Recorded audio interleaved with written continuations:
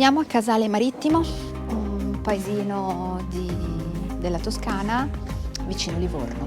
Ci addentriamo nella parte storica del paese, chiamata ancora il Castello per la sua conformazione dentro le mura.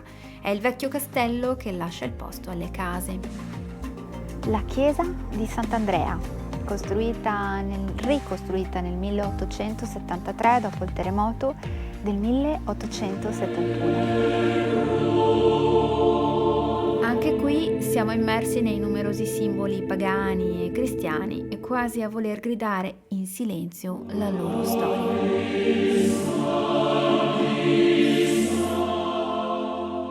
Nel campanile si trova un simbolo nascosto che rappresenta Dio, la luce e la salvezza nel mondo e rappresenta una barca alla deriva che viene ancorata e messa una croce. Sulla facciata ritroviamo un bassorilievo raffigurante proprio Sant'Andrea ed è molto più recente perché è fatto dall'artista Sparapani.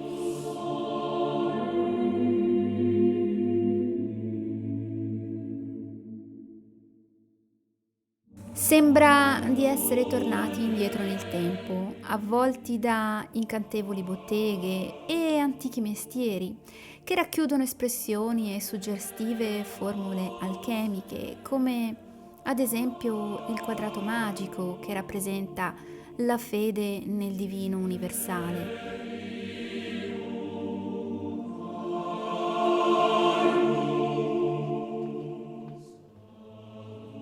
Ci troviamo in un luogo che apparentemente è medievale, o meglio quello che si vede è medievale, ma è in realtà molto più antico perché tornando indietro nel tempo arriviamo agli Etruschi e questa è stata una zona che ovviamente era abitata da un popolo molto antico che era quello etrusco. Si sono trovati documenti risalenti al 1004 d.C.